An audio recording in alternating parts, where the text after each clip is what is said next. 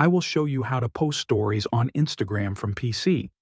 Open your browser, type in the search field Instagram. After that, you need to log in with your ID.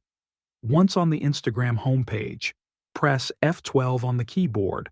Then on the right, click this icon to bring up the mobile version of Instagram. You can choose what device it looks like.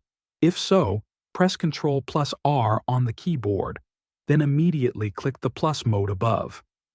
Select Story. Find the file you want to upload. Example this photo.